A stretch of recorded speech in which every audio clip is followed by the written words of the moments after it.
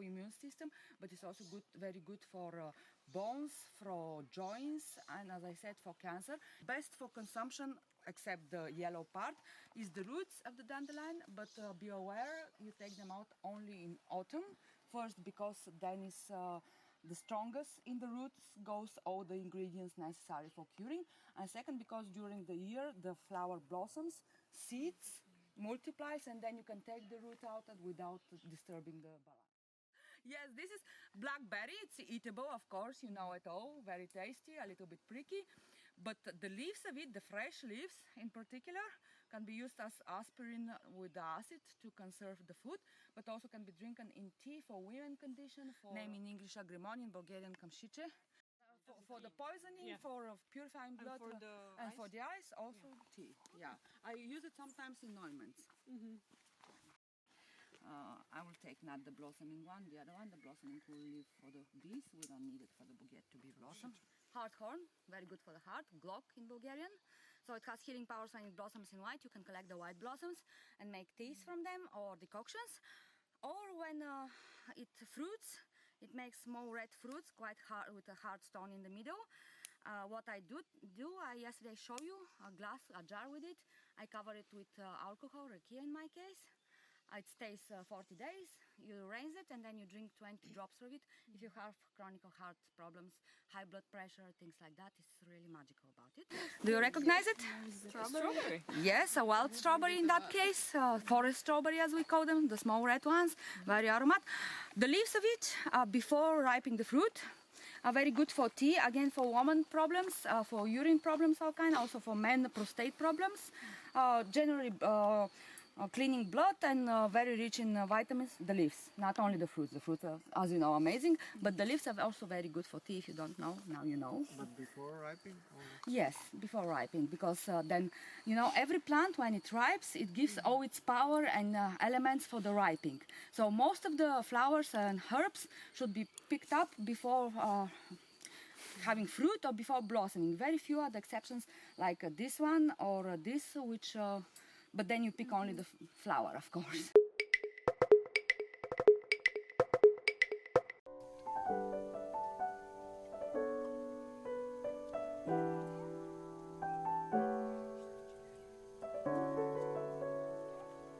And we will start with the most basic ingredients. First, there is the bee wax, which I will show you now. This is the bee wax. And we will discuss first the bee wax because it's, let's say, the most simple ingredient. The bee wax has a lot of qualities. First of it is creating a protective layer on the skin. So it also has a small quantity of antibacterial usage. First, in the bee hive, we put a frame like this, on top of which, this is the base, on top of which they build their houses, where they grow their babies and where they store their honey, and also pollen from the flowers. What I do with my bees, I have frames which are half the size of this one, like till here. And when you put it in the bee hive, you know, like this, bees, this is a specific of theirs, they cannot sustain an empty space. They just cannot live when there is something empty, a hole somewhere, they always have to fill it up.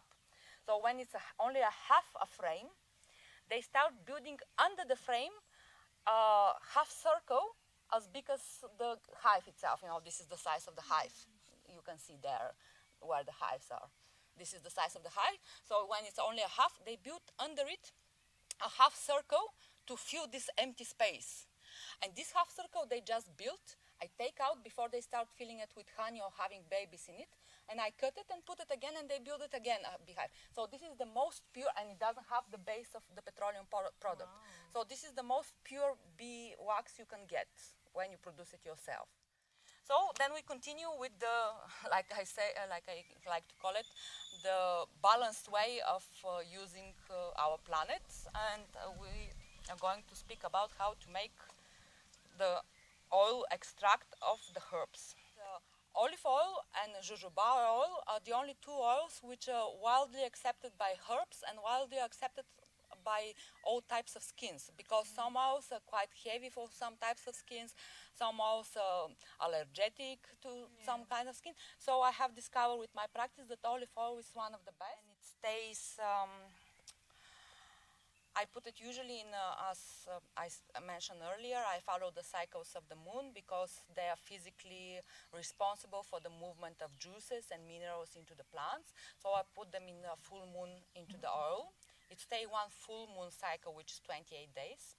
I drain them, I take them out and drain them good. And the oil, the pure oil which is left, like, let me see, yeah, here I have one. This pure oil. I put in the same oil, the same quantity of the same herbs. Again, for one more moon cycle, altogether goes 50 days. 28 and 28, yeah, almost 60, let's say. And this makes it stronger. If you want it even stronger, you can make one more cycle, you know, drain it, and again in the same oil one more time. So the first extract from the four we are going to discuss today is an extract from red clovers, like this one, or like that one over there in the garden, but I'm showing here for the camera. This is a dry one. Yeah. Red clover is very good for regulating the hormonal levels, especially the estrogen levels. And it's very good not only for woman's skin, but all kind of diseases connected with the endocrine system. So when you have acne or these lumps which come because of your hormonal disbalance, yeah, all of them, this is a sign of hormonal disbalance. So for base oils, I like to use three main oils that come from the seeds of three different plants. First is the cacao plant. That is a very good antioxidant, also has a natural sun protection UV filter, which is about 4. The other oil which we have in here is shea oil, you know, these big nuts. It's very rich oil, very good for regenerating of skin and improving elasticity of the cells and the blood vessels. And the third oil we have here is cocoa oil, which have also small sun protection UV filter. It's a little bit higher than the cacao, maybe it's 5. Lavender is very good for infections, to soothe the skin if you have any kind, because very often psoriasis or other kind of dermatitis are connected with itchiness, unpleasant one. So it's very good for soothing the skin. The next thing we use is one of the best flowers for any kind of ointment. Yeah. Because it has not only regenerative powers, it has antiseptic powers and, well, qualities. The next plant which also has very good elasticity and regenerative powers is the sage. It's important to pick it before starting blossoming because it changes its chemical ingredients, so it's good to be only the fresh leaves. It's good to be cut on small pieces as well. The cat paw for all kinds of bacteria from the Escherichia coli to papillomaviruses and so on, not only bacteria but also viruses. Chamomile, as we know, it's one of the best antiseptics we can use. It's also very good for giving water into the skin, and very often this psoriasis or other redness of the skin is connected with dryness, not enough water into the cells of the skin, so chamomile is very good to soothe the skin. So as we spoke, salvia, she has a lot of qualities. We will see it in the other creams as well. It's also antiseptic, anti-allergic. It's very good for balancing the skin. When you have fat skin, it's making it more dry. When you have more dry, it kind of, well, it doesn't water it, but it gives a freshness to it. But it's very good for the elasticity of blood vessels and elasticity of cells. So it's very good. So ribwort, this is a ribwort. So if you have coughs, you put it in your tea and it kind of cleans your lungs. It's take the liquid out. So here we have the basic oils.